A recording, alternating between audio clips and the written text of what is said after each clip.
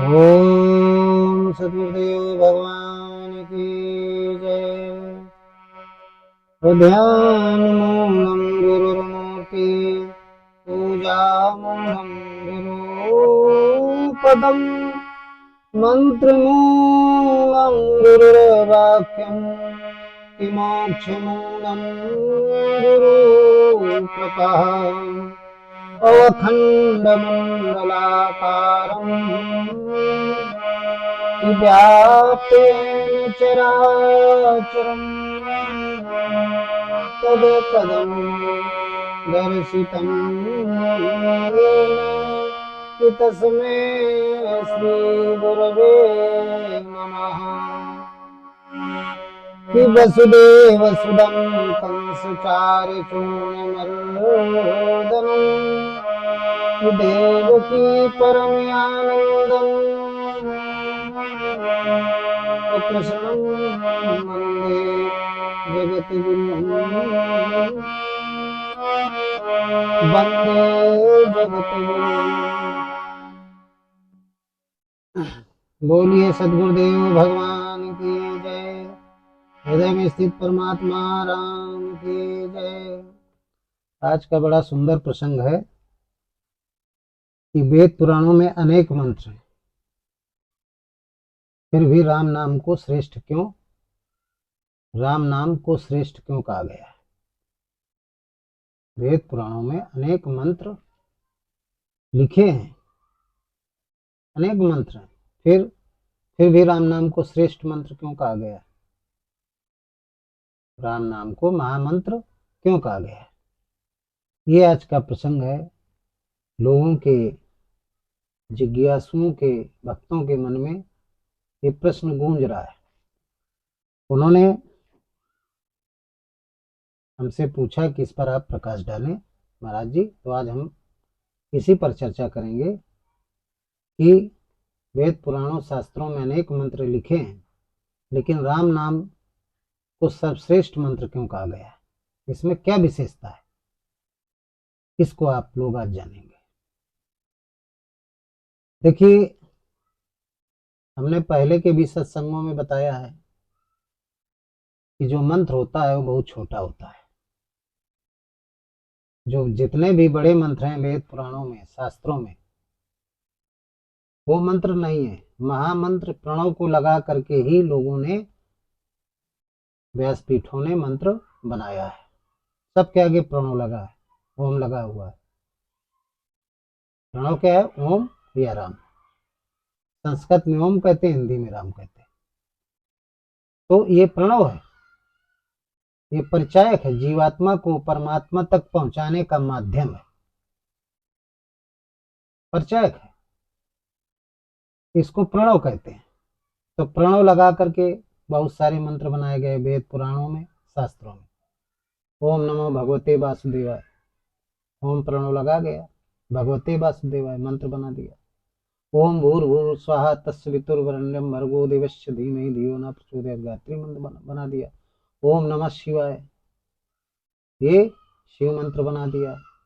ओम श्री गणेशाय नमः, गणेश जी का मंत्र बना दिया। इस तरीके से अनेकों मंत्र वेद पुराण और शास्त्रों में, उपनिषदों में, अनेक धार्मिक ग्रंथों में बनाए गए।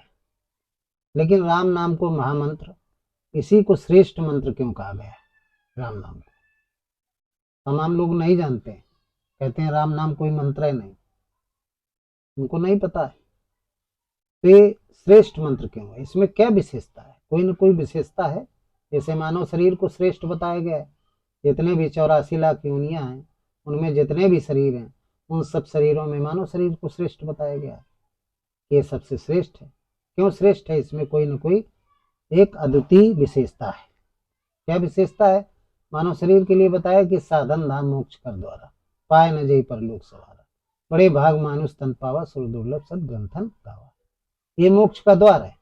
यहाँ पर जब जीवात्मा आ जाती है, इस चोला को पहन लेती है, तो मोक्ष के द्वार में पहुंच जाती है। इसके बाद फिर उसे आगे नहीं कहीं जाना पड़ता, सीधे मोक्ष में जाता है। तो कब जाता है? जब वो नाम निरूपण नाम यतन से स्वप्रकट जी मूलत, जब वो तत्वदर्शी सदगुरु के सानिध्य में जा करके दीक्षा लेकर के यत्न विधि प्राप्त कर लेता है नाम जप की, तब वो मोक्ष को प्राप्त कर लेता है। तो मानव शरीर में विशेषता, इसलिए ये श्रेष्ठ है। इसी तरीके से उस भगवान के अनंत नाम, अनंत मंत्र हैं, देवी देवता तमाम मंत्र बनाए गए हैं, और उन सभी मंत्रों में राम नाम को श्रेष्ठ क्यों माना गया है? वेद पुराणों में अनेक मंत्र हैं, लेकिन राम नाम श्रेष्ठ क्यों मंत्र माना गया है? इसलिए इसमें रा धन मा, दो इसमें व्यंजन है, एक स्वर है। रा व्यंजन है, आ स्वर है, फिर मा व्यंजन है। तो क्या रहस्य है, इसको हम डिटेल में बताएंगे। आप लोग हमारा पूरा सत्संग सुनेंगे तो राम नाम की महिमा, महत्व, विशेषता सब कुछ समझ में आ जाएगी। और जब तक समझ में कोई बात नहीं आती तब तक लोग उसका अमल नहीं करते हैं। राम नाम को लोग समझ नहीं पाए, इसलिए संसार के विभिन्न प्रकार के नामों का लोग जप करते हैं। तो पहले तो समझ लो कि राम नाम प्रणव है। प्रणव किसे कहते हैं? जीवात्मा को आत्मा से मिलाने का जो कार्य करता है उसको प्रणव कहते हैं। ये परिचायक है, जैसे दो लोगों को मिलाने का काम तीसरा व्यक्ति करता है, उसको क्या कहते हैं? उसको मध्यस्थ कहते हैं। परिचय करते हैं, परिचय कराने वाला, दो लोगों का परिचय कराने वाला, उसको क्या कहते हैं? परिचय कहते हैं। तो जो ये प्रणव है, ये क्या है? परिचय कराता है। इन प्रणव शब्द में ऐसी विशेषता है कि जीवात्मा रूपी ऊर्जा को परमात्मा रूपी विराट ऊर्जा में मिलाने के गुण होते हैं। इस नाम का जब जप किया जाता है, प्रणव नाम का जप किया जाता है, तो जीवात्मा रूपी जो ऊर्जा है, परमात्मा की जो ऊर्जा है, लघु चेतना, वो विराट चेतना में पहुंच जाती है प्रणव का जाप करने से। ये इसमें विशेषता है। और क्या विशेषता है? प्रणव क्या है? राम। तो राम में विशेषता है कि जो सृष्टि के तीन मूल तत्व हैं, ऊर्जा के तीन मूल तत्व, इस सृष्टि के अष्टधा मूल प्रकृति के जो तीन ऊर्जा के मूल तत्व हैं, कौन कौन से? एक है अग्नि तत्व, दूसरा प्रकाश तत्व यानी सूर्य तत्व, और तीसरा शीतलता यानी अग्नि तत्व, सूर्य तत्व, और मां माने चंद्रमा तत्व यानी शीतलता, चंद्र की शीतलता। ये तीनों मूल ऊर्जा के तत्व हैं सृष्टि के। तो रा माने होता है अग्नि तत्व, और आ जो इसकी मात्रा है, स्वर है, वो सूर्य तत्व हो गया, और मां तत्व क्या है? ये शीतलता, ये चंद्रमा तत्व है। तो ये क्या प्रदान करता है? जो मां तत्व है शांति प्रदान करता है, और र तत्व, जो र तत्व है, ये ऊर्जा प्रदान करता है। तो प्रणव क्या करता है? ब्रह्मांड की ऊर्जा को संचित करके, तो संचित करके जब अपान वायु,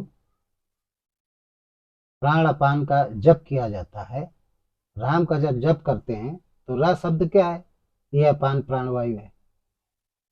अपान अपान वायु है, बाहर से ऊर्जा आती है, ये सांस के माध्यम से ली गई, तो बाहरी सांस को अपान वायु कहते हैं। ये रा है। और इसके बाद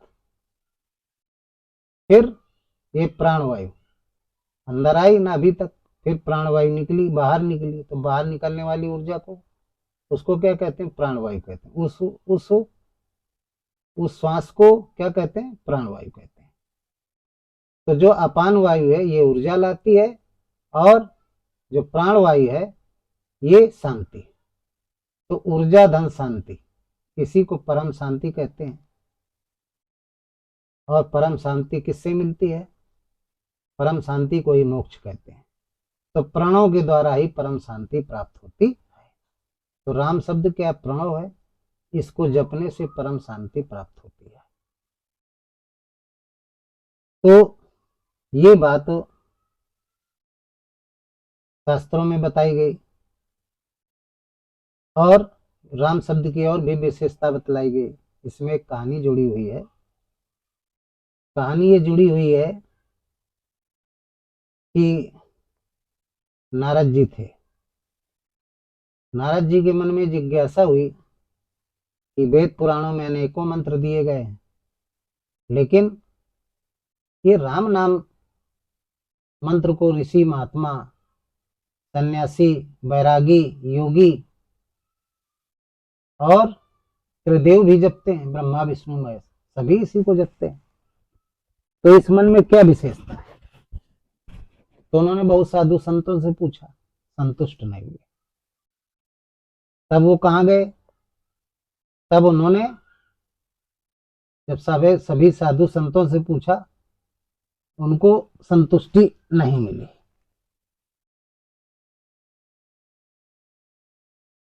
तब वो अपने पिताजी के पास गए, ब्रह्मा जी के पास गए, उनसे पूछा कि इस नाम की क्या विशेषता है? तो ब्रह्मा जी ने बताया, क्योंकि ब्रह्मा जी सृष्टि के रचयिता है। ब्रह्मा जी कौन है? सृष्टि के रचयिता है। तो पुत्र को जब कोई समस्या आती तो किसके पास जाता है? पिता के पास पहले जाता है। तो नारद जी के पिता हैं ब्रह्मा जी। तो ब्रह्मा जी के पास गए तो ब्रह्मा जी से पूछा कि क्या विशेषता है राम नाम में? तो उन्होंने बताया कि जब मैंने सृष्टि की उत्पत्ति के विषय में सोचा, देखा जब कुछ नहीं था, शून्य था, तो उस समय केवल एक ध्वनि मुझे सुनाई दी, और वो ध्वनि थी प्रणव की ध्वनि थी, यानी राम की ध्वनि थी। ये प्रणव की ध्वनि थी, इसको ओम कहते हैं। तो प्रणव की ध्वनि हमें सुनाई दी, उसके पहले कुछ हमें सुनाई नहीं दिया। और जब प्रणव की ध्वनि सुनाई दी, उस ध्वनि में 3 प्रकार की ऊर्जा, अग्नि तत्व, सूर्य तत्व और चंद्र तत्व, ये 3 ऊर्जाएं निकली। 3 प्रकार के तत्व, 3 प्रकार की ऊर्जा निकली, और इन 3 प्रकार की ऊर्जा से भगवान की प्रेरणा से सृष्टि की रचना हमने करना प्रारंभ किया। इसलिए तीनों को मिला दिया, रा धन आ धन मा। रा माने अग्नि तत्व, आ माने सूर्य तत्व, और मा माने चंद्र तत्व, यानी शीतलता। तो हमने राम नाम लिख दिया, हमने उसका नाम राम रख दिया। ये परम चेतना है, इनके बिना जीवन असंभव है। ये बात ब्रह्मा जी ने बताया, तो बोले बेटा इसलिए हमने राम नाम रखा। लेकिन नारद जी की बात समझ में नहीं आई, चल दिया वहां से।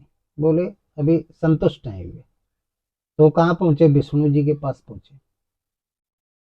तो विष्णु जी को बताया ये बात कि आप राम नाम का जप क्यों करते हैं? तो उन्होंने बताया कि राम नाम के जप में शांति मिलती है, परम शांति मिलती है। ये प्रणव है, इसका जाप करने से परम शांति मिलती है।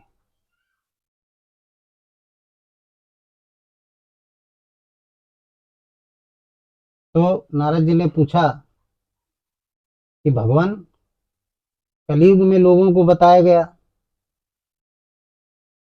कि कलयुग केवल नाम आधारा, सुमिर सुमिर नर उतरे पारा।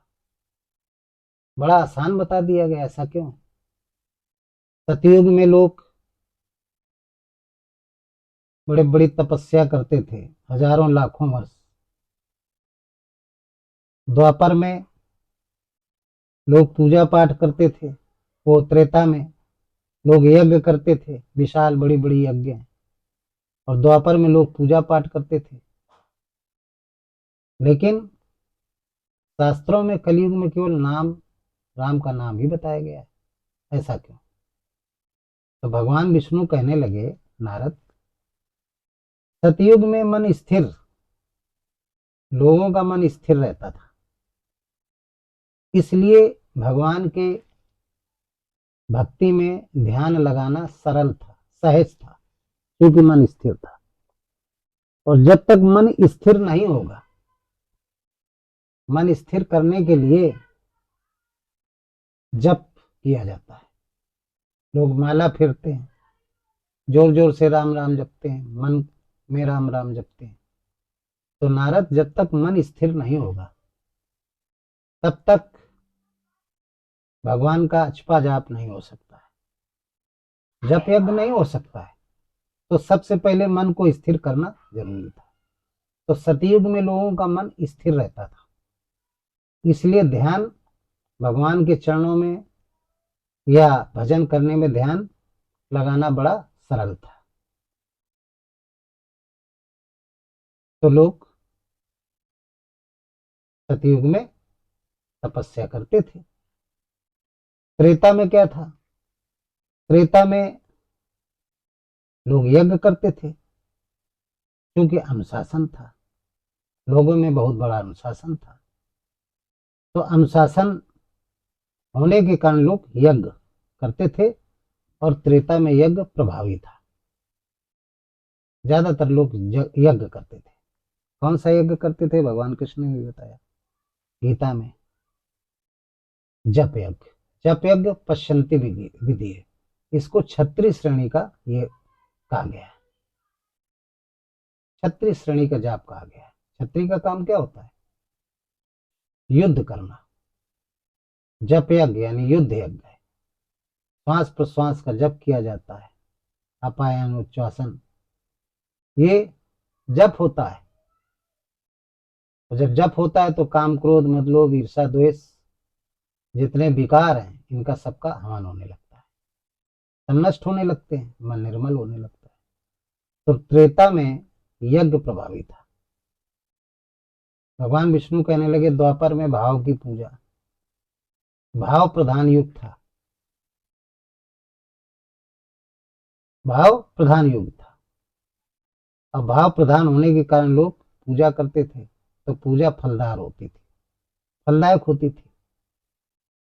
लेकिन कलयुग में ना तो तपस्या लोग करते हैं, ना कोई जप यज्ञ करता है, ना कोई भाव रूपी पूजा करते हैं।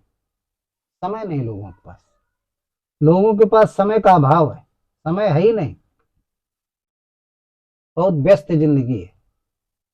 इतने विकारों में, आशा तृष्णा विषय वासना में फंसे हुए हैं कि ना जप करने का समय है, ना तपस्या करने का समय है, और ना पूजा पाठ करने का समय नहीं है। तो उसके लिए गोस्वामी तुलसीदास जी, उसके लिए शास्त्रों में बताया गया है कि केवल नाम का जप करो। समय क्यों नहीं? मन बड़ा चंचल है।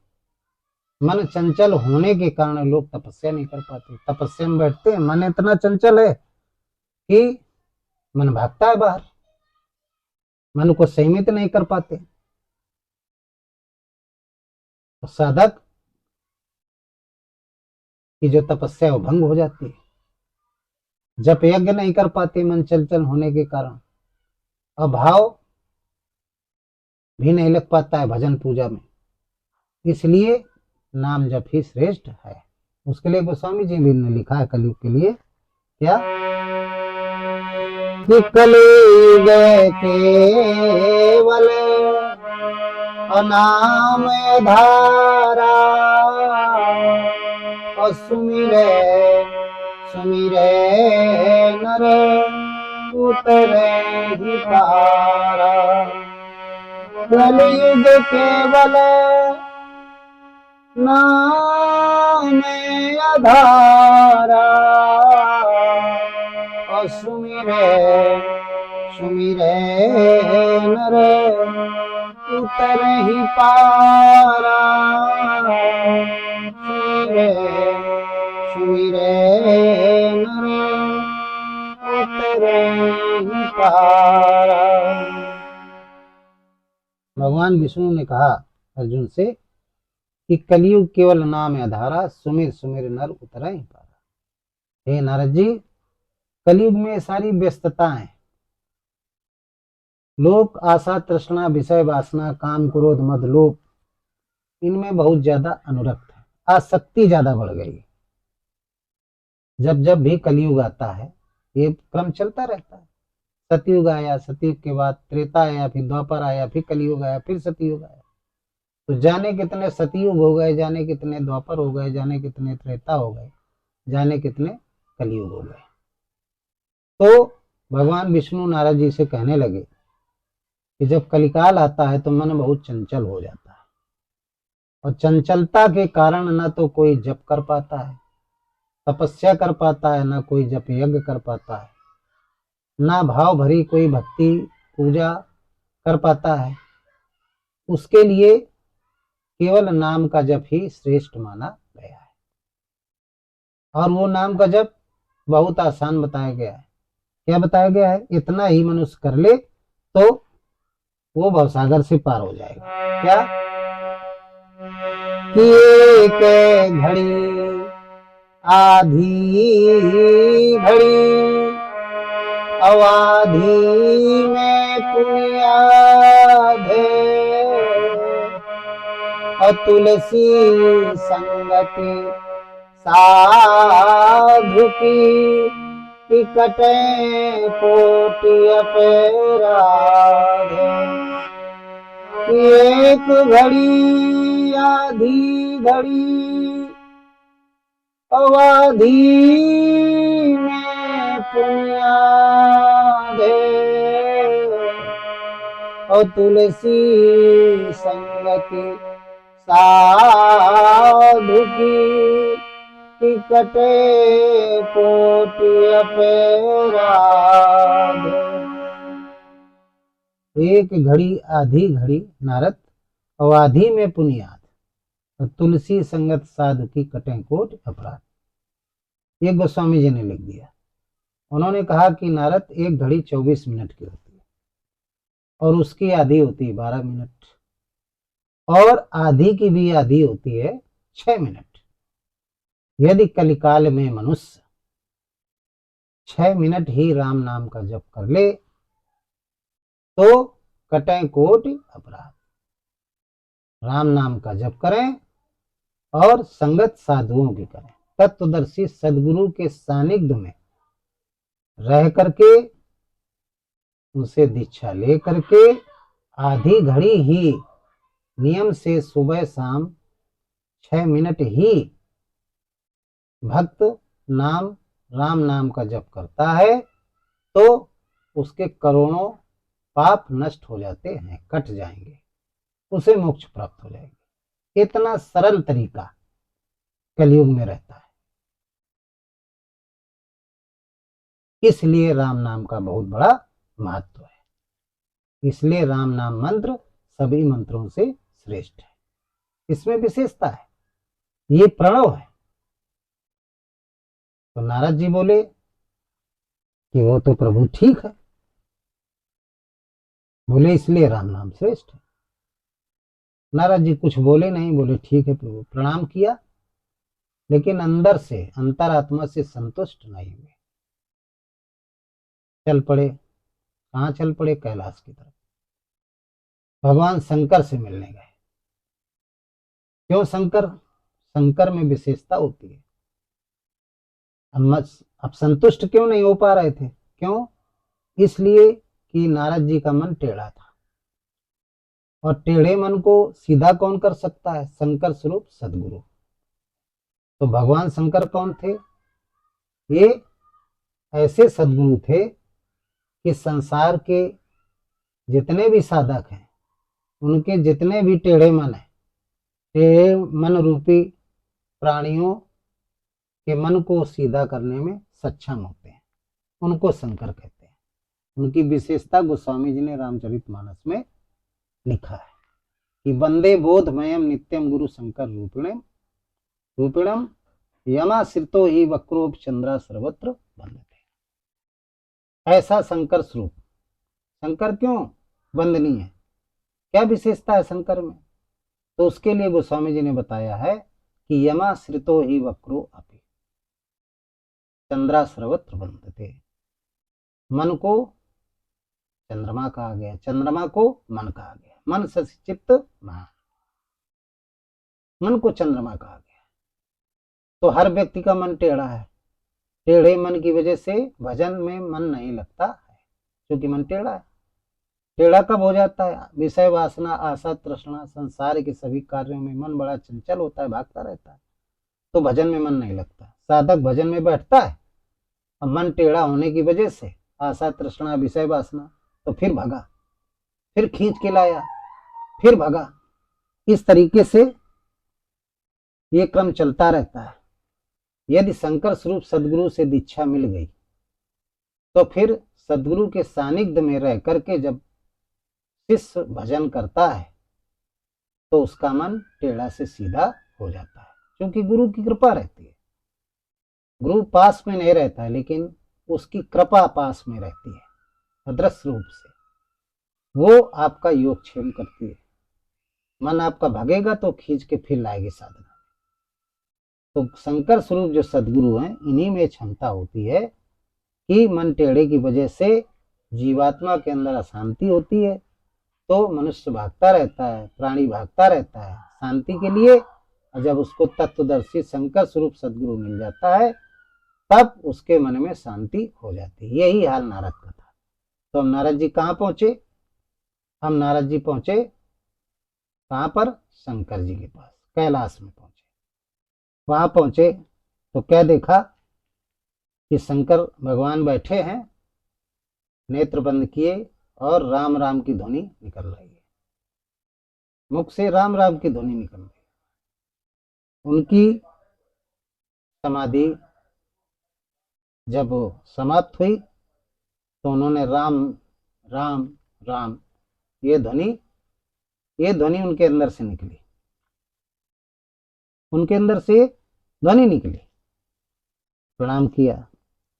इसके बाद ये बात बताई कि प्रभु अनेकों वेद शास्त्रों में, पुराणों में, धर्म शास्त्रों में अनेक मंत्र हैं, लेकिन आप उन मंत्रों का जाप नहीं करते हैं, आप राम नाम का जाप करते हैं। तो इस नाम में क्या विशेषता है जिसका आप रात दिन नाम जपते हैं?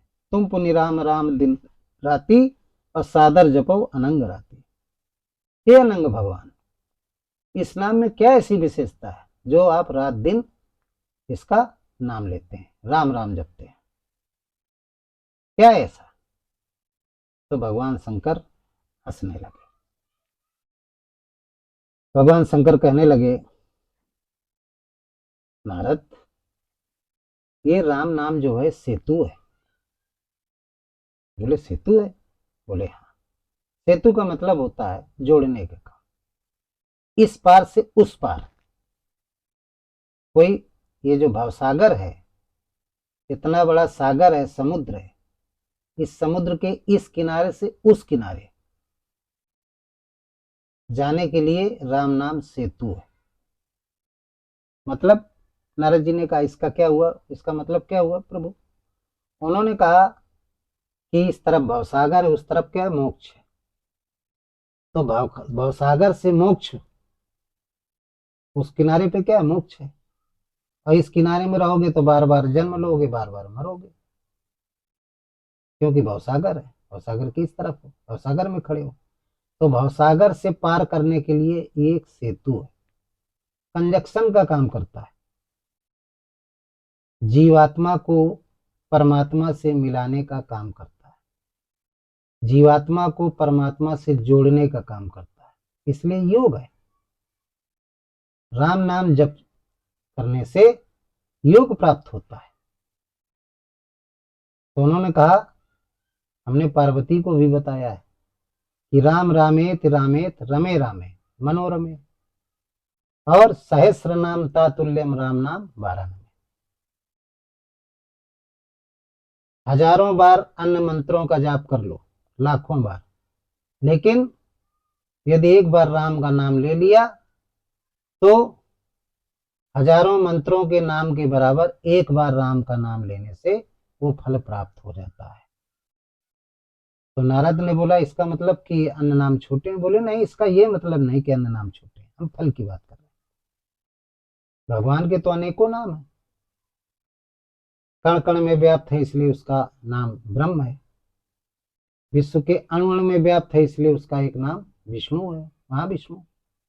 श्वासों के स्वरों में वो रमण करता है इसलिए उसका एक नाम ईश्वर है। सारे भवों को चलाता है नारद, इसलिए उसका एक नाम भगवान है। और सबके अंतःकरण में निवास करता है, इसलिए उसका एक नाम क्या है? आत्मा है। और जड़ चेतन सब में रमण करता है, इसलिए उसका एक नाम राम है। तो नाम तो अनेक है, लेकिन मैंने पार्वती को बताया कि इस नाम में बड़ी भारी विशेषता है। इस नाम में सहजता, संक्षिप्तता और सीधे हृदय तक पहुंचाने की शक्ति है। और हृदय में कौन रहता है? हृदय देश में वो परमात्मा रहता है। वो ज्योत्सामप तज्ज्योति स्तमसा च परमुच्यते ज्ञानम ज्ञेयम ज्ञान गम्यम हृदय सर्वस्व विष्टतम। आनंदमय कोश में परमात्मा ज्योतिर्स्वरूप रहता है। इस नाम का जप करने से जीवात्मा आनंदमय कोश में पहुंच जाती है, उसको मोक्ष मिल जाता है। तो इस नाम में ये विशेषता है। वेदों में भी लिखा है। वेद क्या देते हैं? वेद ज्ञान देते हैं। उपनिषद तत्व का बखान करते हैं, और जो पुराण है वो उदाहरण देते हैं। ये आपने पढ़ा भी होगा।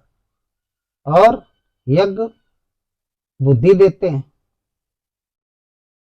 तपस्या दृढ़ता देती है, जबकि राम नाम सीधा मोक्ष प्रदान करता है। आप वेद पढ़ेंगे तो वेद पढ़ेंगे तो आपको ज्ञान प्राप्त होगा। वेदों में जितने मंत्र हैं पढ़ेंगे, ज्ञान प्राप्त होगा। उपनिषद पढ़ेंगे तो तत्व का ज्ञान होगा। पुराण पढ़ेंगे तो भगवान के जो चरित्र हैं उनका दृष्टांत रूपी उदाहरण प्राप्त होंगे। यज्ञ से बुद्धि प्राप्त होगी। लेकिन राम नाम जो है, तपस्या करेंगे दृढ़ता प्राप्त होगी, लेकिन जो राम नाम का जप करेंगे तो उससे योग का संबंध प्राप्त होगा, योग प्राप्त होगा। कौन सा योग? जीवात्मा का आत्मा से मिलन, इसी को योग कहते हैं। उससे योग प्राप्त होता है।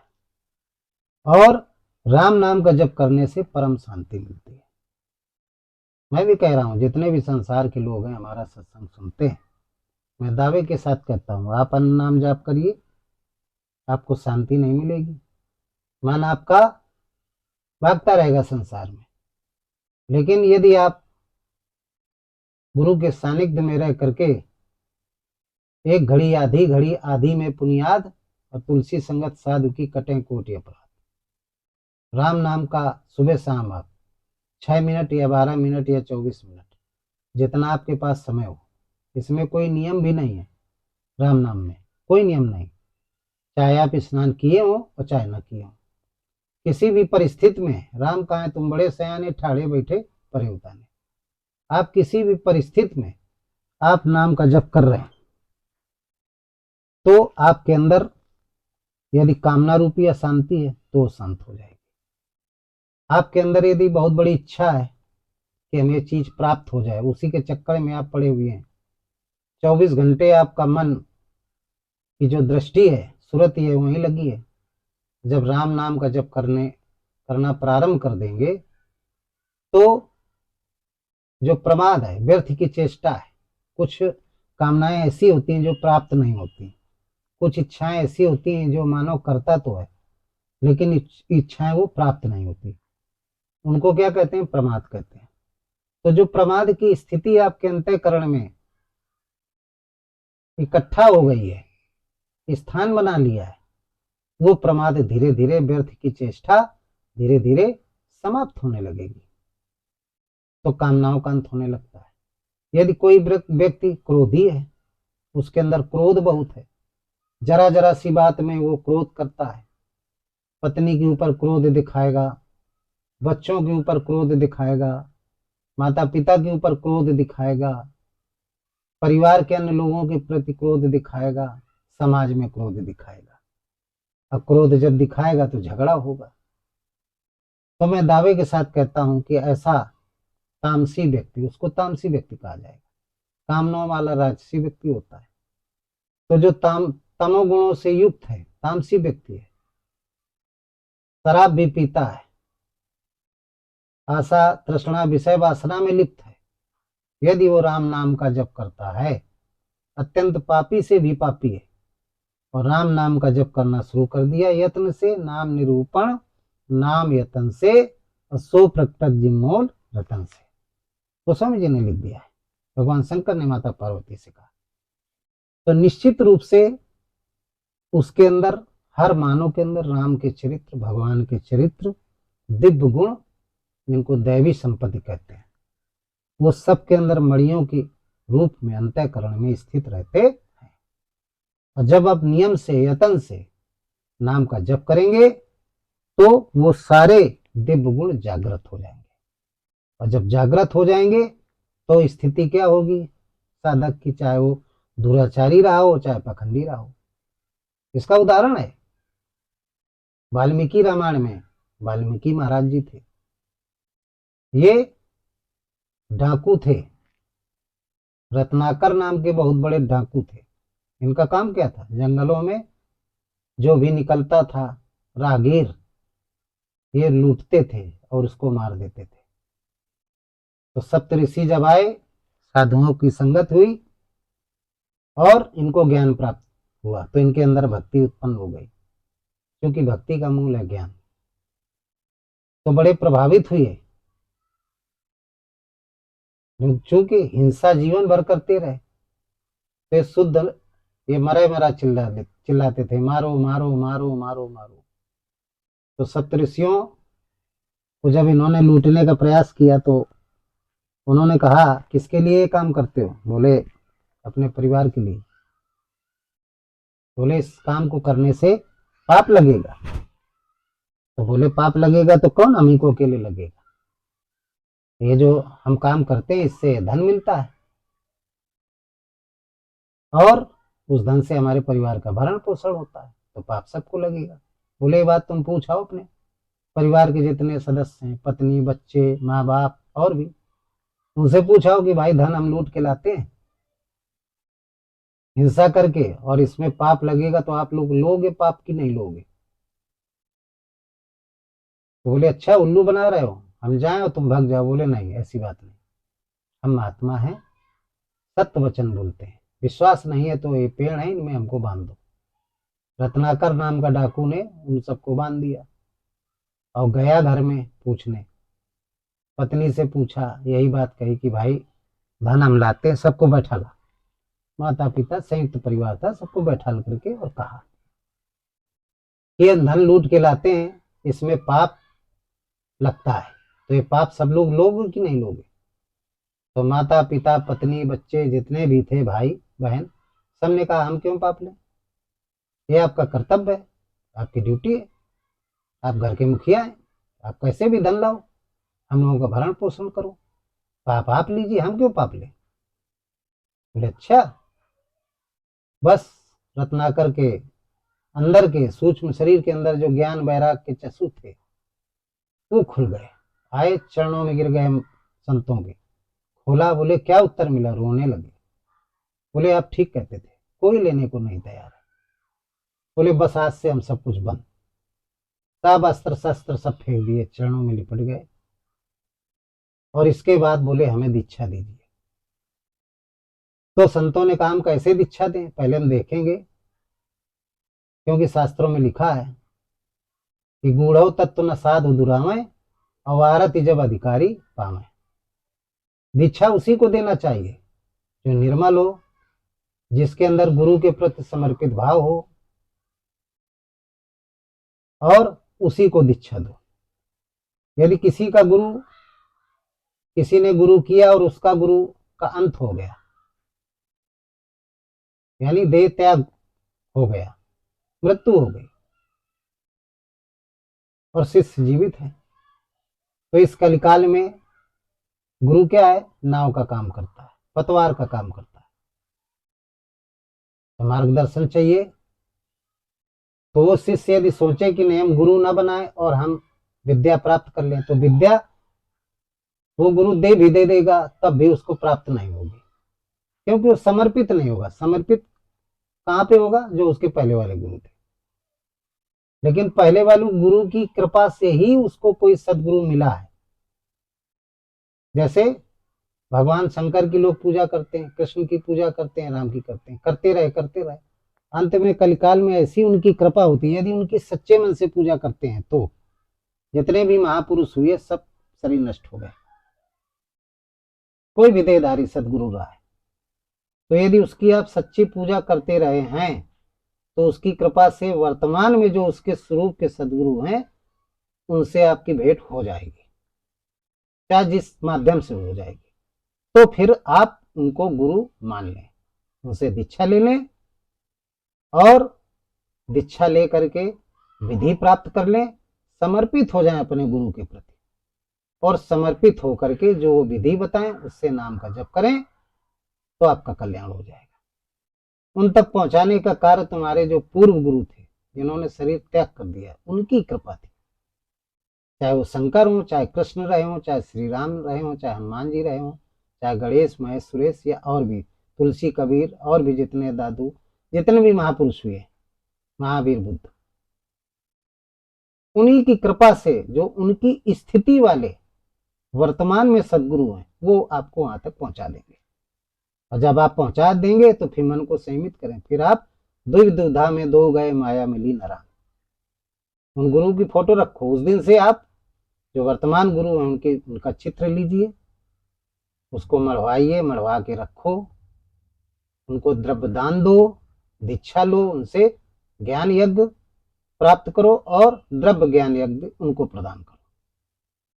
दीक्षा देंगे, नाम जप करिए, समर्पित हो जाइए, समय समय से उनसे बात करते जाइए, जो आपका ज्ञान है वो पूछते जाइए। अच्छा गुरु है तो आपके टेढ़े चंद्रमा रूपी जो टेढ़ा मन है उसको सीधा करता जाएगा अपने ज्ञान के माध्यम से, आपकी दिशा सही बनी रहेगी। और जब आपकी दिशा सही बनी रहेगी तो दशा आपकी अपने आप बदल जाएगी। आपने गुरु दीक्षा ले लिया, गुरु से कोई मतलब ही नहीं रखा, गुरु ही फोन कर रहा है, क्योंकि वो तो आपको बालक समझता है, उसको चिंता रहती है कि हमारा शिष्य गीले में पड़ा है कि सूखे में पड़ा है। जिम बालक राखे मातारी, सुन मुनि तो कहां सह रोसा, सब तज भज मोहि सकल भरोसा, और करऊं सदा उनकी रखवारी, जिम बालक राखे मातारी। भगवान श्री राम जी ने नारद जी से कहा था, यही गुरु शिष्य की वार्ता चल रही थी कि जब समर्पित भाव से शिष्य गुरु को मान लेता है, अपना गुरु समर्पित हो जाता है तन मन धन से, तो फिर गुरु का फर्ज होता है, क्योंकि उसके अंदर राम जागृत है, तो फिर करऊ सदा उनकी रखवारी, जिम बालक राखे माता, सुन मुनि तो कहां सह रोसा, सब तज भज मोहि सकल भरोसा। सारे भरोसाओं को, सारे देवी देवताओं को छोड़ करके गुरु की मूर्ति का ध्यान करता है, गुरु पर समर्पित होकर के परमात्मा राम का ध्यान करता है, तो गुरु की कृपा बनी रहती है। इसी बात के लिए वंदना गुरु की जो वंदना बताई गई, ध्यान मूलम गुरु मूर्ति, पूजा मूलम गुरु पदम, और मंत्र मूलम गुरु वाक्यम, मोक्ष मूलम गुरु कृपा। तो जब तीन काम साधक करता है, गुरु के स्वरूप का ध्यान करता है, चरणों की पूजा करता है, मानसिक दूर है तो मानसिक पूजा कर रहा है, मन में स्मरण करके कर रहा है कि फूल चढ़ा रहा है, माला चढ़ा रहा है, मिष्ठान दे रहा है, द्रव्य चढ़ा रहा है, ये मानसिक पूजा है चरणों की। और जो गुरु ने राम नाम दिया दीक्षा में, वो राम नाम विधि पूर्वक जप रहा है, तो फिर गुरु की कृपा होगी कि वो राम से आपको मिला देगा, निश्चित रूप से राम की अनुभूति हो जाएगी, राम जागृत हो जाएंगे। जब जागृत हो जाएंगे तो सूझे रामचरित मणिमाणिक, और गोपुत्र प्रकट जो जहां जय खानी, जो आपके अंदर राम के चरित्र हैं, परमात्मा के चरित्र हैं, वो सब जागृत हो जाएंगे। जब जागृत हो जाएंगे तो फिर आपका मन, आपकी दिशा बिल्कुल लव की तरीके हो जाएगी, मन इधर उधर नहीं जाएगा, जो चंचल मन था वो संयमित हो जाएगा, मन आपका शून्य होने लगेगा। जो मनमय कोश है जिसके अंदर संसार के तमाम विचार, कर्म रूपी विचार भरे हुए हैं, उनका सबका नाश होने लगेगा, राम के विचार भरने लगेंगे। और अंत में जब शरीर छूटेगा तो आपकी जो जीवात्मा है वो आनंदमय कोश में चली जाएगी, आपको मोक्ष मिल जाएगा। आपको क्या मिल जाएगा? मोक्ष मिल जाएगा। ये गुरु की महत्ता है। किसकी महत्ता है? ये गुरु की महत्ता है। तो लोग दीक्षा ले लेते हैं और लेने के बाद कोई मतलब ही नहीं रखते, उनको भय रहता है, क्योंकि आजकल तमाम गुरुओं ने बड़ा ही गलत काम किया है। लोग अपना नेटवर्क बनाए हुए हैं। हमने देखा है कि गुरुओं को बुलाते हैं 8-8 दिन में, शिष्यों को आश्रमों में बुलाते हैं, उनके तमाम मठाधीश हैं, और हर 18 दिन उनसे पैसा लेते हैं, प्राथमिकता पैसे की देते हैं। गुरु दीक्षा जब ली जाती है तो जिस दिन दीक्षा दी जाती है उस दिन गुरु ज्ञान देता है, यत्न बताता है, सारे नियम बताता है। उसके पहले शिष्य को जान लेता है कि अधिकारी है कि नहीं है, जिज्ञासु है कि नहीं, अनुरागी है कि नहीं, पार्वती के समान, अर्जुन के समान, हनुमान की तरीके है कि नहीं, ये जच लेता है, वो जान जाता है, तब वो दीक्षा देता है। सबको दीक्षा नहीं देता, और जब दीक्षा देगा तो फिर सारे नियम बताएगा, नियम बताएगा, ज्ञान यज्ञ देगा। तो फिर शिष्य का काम क्या है? वो द्रव्य यज्ञ देता है। गुरु दीक्षा जब लेता है तो गुरु दक्षिणा देता है, जो उसकी श्रद्धा होती है। इसके बाद साल में गुरु पूर्णिमा होती है, वो गुरु पूर्णिमा होती है, वो गुरु का दिन होता है, उस दिन द्रव्य दान दिया जाता है। इसके अलावा और बीच में कोई दान की आवश्यकता नहीं होती है। बाकी जो श्रद्धालु हैं, भक्त, वो गुरु के सुख दुख में हमेशा शामिल रहते हैं, क्योंकि गुरु तो कुछ करता नहीं है, तो भगवान का भजन करता है। तो अच्छे जो हैं शिष्य, समृद्धशाली हैं, वो समय समय पे पूछते रहते हैं, निज सुख दुख, निज दुख सुख सब गुरु ही सुनायो। अपने निजी सुख दुख सब गुरु से शेयर करते हैं। गुरु उनको यत्न बताता है, ज्ञान के द्वारा उनके सारे विघ्नों को काटता है। तो गुरु के लिए वो भी समर्पित रहते हैं। समय समय पे जो आवश्यकता पड़ती है तो वो गुरु पर ही द्रव्यदान निछावर करते हैं।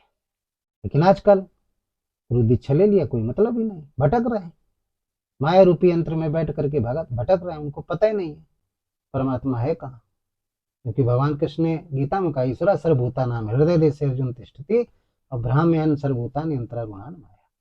भ्रम के यंत्र में बैठ करके भटक रहे हैं। एक गुरु किया, फिर दूसरा बदला, फिर तीसरा बदला, भटकते रहते हैं। तो भगवान शंकर ने कहा नारद से, प्रसंग में आ जाते हैं, कि मैंने पार्वती को सुनाया राम नाम का महत्व, कि करोड़ों बार अन्य मंत्रों का, अन्य नामों का जाप करेंगे तो उनका जो फल है वो राम नाम के एक बार लेने से वो फल प्राप्त हो जाता है। ये उन्होंने, भगवान शंकर ने नारद को बताया, क्योंकि शंकर स्वरूप सदगुरु थे। और यही बात नारद जी को त्रेता युग में भगवान श्री राम जी, चूंकि वो भी सदगुरु थे, तो उनसे भी यही प्रश्न किया था नारद जी ने कि प्रभु, क्योंकि तत्वदर्शी सदगुरु थे, तो उन्होंने कहा परमात्मा के प्रभु अनेकों नाम है, लेकिन किसी एक नाम पर आप मोहर लगा दें।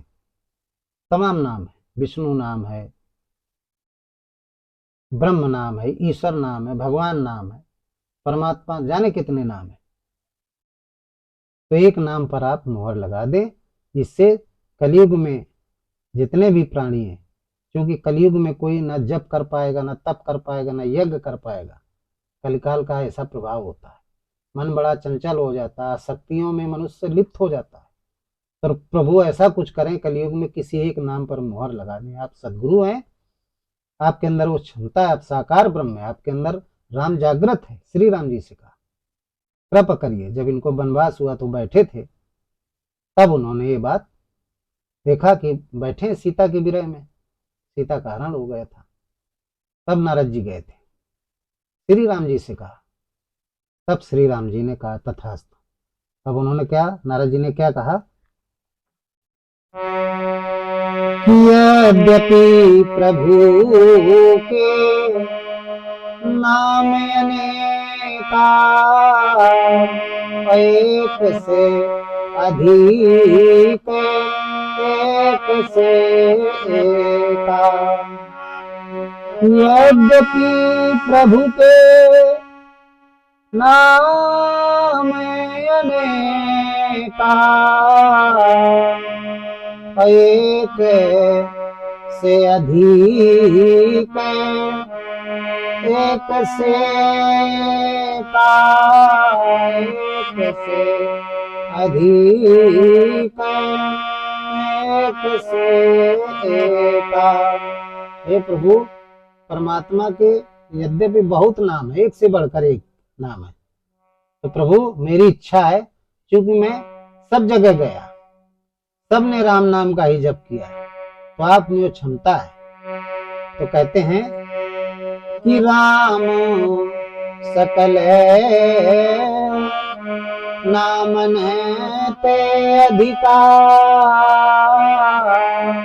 अहो नाथ अघ खग गण बधिका। राम सकल नामन ते अधिकार, अहो नाथ अघ खग गण बधिका। नारद जी ने कहा, प्रभु राम नाम पर मोहर लगा दीजिए। राम सकल नामन से अधिका, ये जो राम नाम है भगवान का, परमात्मा का, वो सब नामों से श्रेष्ठ हो जाए। राम सकल नामन से अधिका, हो नाथ अग खगन बधिका। और कलयुग में इसका जो स्मरण कर ले, उसके पाप रूपी जो खग हैं, उन सबका, पक्षियों का नाश हो जाए। काम क्रोध मद लोभ ईर्षा दोष द्वेष आशा तृष्णा विषय वासना, ये आसुरी वृत्तियां होती हैं हर मानव के अंदर। दो प्रकार की सेनाएं, दैवी संपद और आसुरी संपद, दो प्रकार के दल है, राक्षस और देवता। तो इन राक्षसों का इस नाम का स्मरण करने से सारे कलयुग के पाप रूपी जो पक्षी हैं, उलूक हैं, सबका नाश हो जाए। इस पर आप मुहर लगा दिए। तो भगवान श्री राम जी ने कहा, नारद, क्योंकि बहुत प्रसन्न थे, बोले तथास्तु। आप हमेशा जन कल्याण की बात करते हैं, तो जो सबके लिए सोचता है, जो सबके लिए सोचता है, उसकी बात कौन टाल सकता है? क्योंकि भगवान समदर्शी है, तो किसी एक पक्ष की बात नहीं करते, समदर्शी है। और जो समदर्शी होता है, और उससे जो समदर्शी टाइप की बात करेगा, सबके कल्याण की बात करेगा, तो समदर्शी निश्चित रूप से वो काम पूरा करता है, उस काम में मदद करता है। तो श्री राम जी सबदर्शी तत्वदर्शी गुरु, बड़े प्रसन्न हुए और नारद से कहा, नारद तथास्तु, ये राम नाम ही सर्वोच्च नाम है, यही महामंत्र है। मंत्र महामणि विषय ब्याल के, और मेटत कठिन कुअंक भाल के। इस नाम का जो जप करेगा, उसके जो कुअंक हैं किस्मत में, वो सब भाग्य में बदल जाएंगे, सब मिट जाएंगे, सब नष्ट हो जाएंगे। जो कुभाग्य है वो सौभाग्य में बदल जाएगा, जो व्यक्ति राम नाम का जप करेगा।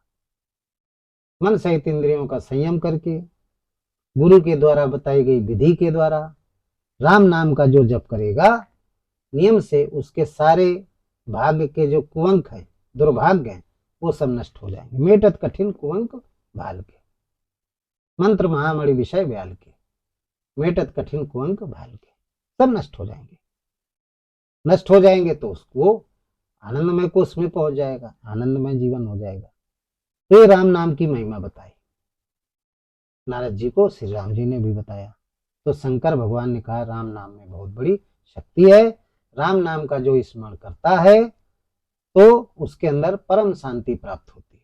तुम्हें शरणम गच्छ सर्वभावेन भारत, तत्प्रसादम परम शांति स्थानम प्राप्स्यसि शाश्वतम। वो राम कहाँ रहता है? अंतःकरण में रहता है। रमे निरंतर आत्मा सब घटा ठोयाम, और ताही से बुद्ध संत जन कहता सो राम। इसीलिए अनादिकाल से सब कर परम प्रकाशित जो ही, और राम ही अनादि अवध पथ सोई। अवध ये शरीर है, इसका जो स्वामी है वो राम है। वो जड़ चेतन सबको प्रकाशित करता है। हम में नारद, तुम में, सब में वो राम है। जितने भी अनाद काल से हुए, आज तक हैं, आगे भी होंगे, संत महात्मा तत्वदर्शी सदगुरु जड़ चेतन, सब में वो रमण करता है। वही पूजनीय है, देवता नाम की कोई चीज नहीं, ये तो कल्पना मात्र है। सिर्फ राम, राम का ही जप करना चाहिए। वो प्रणव है, वो जीवात्मा को परमात्मा से मिलाने का काम करता है। इससे बड़ा कोई नाम नहीं है। नारद को बताया। नारद जी बड़े प्रसन्न हुए, और इसके बाद बोले, इसका प्रयोग कैसे किया जाए? प्रयोग कैसे किया जाए। समय बीत गया, त्रेता। इसके बाद वो जप करने लगे, वहां से चले और जप करने लगे। दो प्रयोग किए। एक गांव में गए तो वहां देखा एक बच्चा था, बड़ा कामुक था। एक सेठ था, उसके अंदर बड़ी तृष्णा थी। एक व्यक्ति था, बड़ा क्रोधी था। एक क्रोधी था, एक कामी था और एक लोभी था। तीन प्रकार के व्यक्ति थे, बड़े परेशान रहते थे। उम्र अलग अलग थी। जो कामी था वो सबसे ज्यादा वो जवान था, और जो लोभी था वो वृद्ध था, और जो क्रोधी था वो मीडियम का था, 25 साल की उम्र तक का था। तो नारद जी गए और उन्होंने बताया, बोले अच्छा हमारी समस्या दूर हो जाएगी। बोले हाँ, राम नाम का जप करो। तो राम नाम की दीक्षा दे दिया तीनों को, कामी क्रोधी लोभी को। अब बोले 8 दिन बाद आएंगे। नारद जी 8 दिन बाद।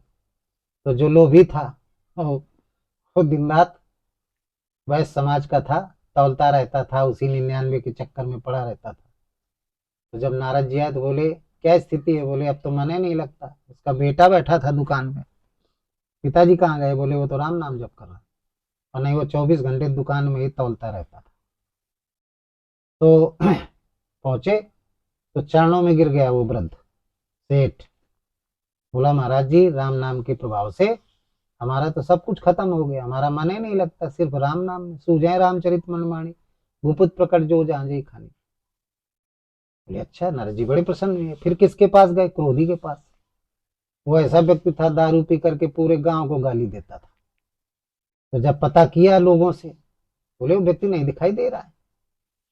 अरे बोले महाराज जी, वो तो सन्यासी हो गया, वो गांव के बाहर बैठा रहता है, खेतों में जंगल में, पता नहीं क्या मन में जपा करता है।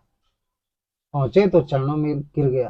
बोले गाली वाली देता है। बोले कुछ नहीं देता। शांत हो गया। घर में पूछा, बोले बिल्कुल परिवर्तन हो गया, पता नहीं क्या हुआ। तो गए, कहाँ है। बोले वो फलानी जगह, खेतों के पास। गए, बगीचा था, वहां वो राम नाम जप रहा था। जैसे देखा तो चरणों में गिर गया। बोले महाराज जी, आपने हमको नरक से बचा लिया। बोले ठीक, आप लगे रहिए, आशीर्वाद है हमारा। इसके बाद कामी के पास गए, लड़का जो बड़ा गलत काम करता था।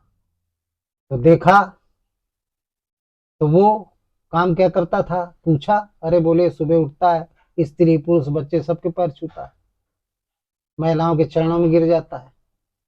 बोले कहाँ है। बोले वो नदी के किनारे बैठा है। गए, देखा तो राम राम जप रहा था। चरणों में गिर गया। बोले महाराज जी, आपने हमको बचा लिया, नहीं मैं अधोगति को जाता। नारद जी बहुत प्रसन्न हुए, कह रहे ब्रह्मा विष्णु महेश सबने बताया, वाकई में राम नाम में बड़ा प्रभाव है। तो बोले अब स्वयं पर इसको हम टेस्ट करके देखते हैं, परीक्षण करके देखते हैं। तो चूंकि राजा दक्ष का उनको श्राप लगा था, वो जो देवता थे दक्ष, श्राप लगा था कि ये एक जगह रुक नहीं सकते थे। लेकिन ये इनके मन में इच्छा हुई, तो एक बढ़िया जगह थी, बढ़िया पंचवटी टाइप की नदी भी बह रही थी, सुनसानी जगह थी, वहां बैठ गए और राम नाम का जप करने लगे। तो ये स्थिर हो गए, इनकी मृत्यु नहीं हुई। श्राप था, श्राप भी टल गया। भयंकर तपस्या करने लगे, इंद्र परेशान हो गया और उसने जो है तमाम अप्सराओं को भेजा, लेकिन इनकी तपस्या भंग नहीं हुई। अंत में कामदेव आया, उसका भी प्रभाव निष्क्रिय हो गया। कामदेव इनके चरणों में गिर गया। तब जो है इन्होंने आंखें खोली तो देखा, अरे किसका प्रभाव है। ये राम नाम का प्रभाव है। शंकर जी के पास गए तो बोले राम नाम का प्रभाव है। तब इनको आभास हुआ कि राम नाम में बहुत बड़ी ताकत। मेटत कठिन को अंक भाल के, मंत्र महामणि विषय बैल के। इस नाम में इतनी बड़ी ताकत है कि दुर्भाग्य भी सौभाग्य में बदल सकता है। ये राम नाम की महिमा। तो वेद पुराणों में अनेक मंत्र हैं, लेकिन राम नाम ये महामंत्र है। जब पश्चंती विधि से जाप किया जाता है, परा के क्षेत्र में, अनाहत से परा के क्षेत्र में पहुंचता है, तो राम नाम जो मंत्र है वो महामंत्र बन जाता है। ये साधना का गूढ़ रहस्य है। आप लोगों की बात समझ में आ गई होगी। इसीलिए अनादिकाल से, वैदिक काल से और भक्ति काल से कलिकाल आगे भी सब लोग राम नाम का ही जप करते हैं, इसलिए श्रेष्ठ है, सभी नामों में श्रेष्ठ है। तो आप लोगों की बात समझ में आ गई होगी। इन्हीं शब्दों के साथ इस सत्संग को समाप्त करते हैं। बोलिए सद्गुरुदेव भगवान की जय। सर्वे भवन्तु सुखिनः और सर्वे सन्तु निरामया। सर्वे भद्राणि पश्यन्तु मा कश्चित् दुःखो भाग् भवेत्। बोलिए सच्चिदानंद भगवान की जय। हृदय में स्थित परमात्मा राम की जय। संत समाज की जय। भक्त समाज की जय। बोलिए राम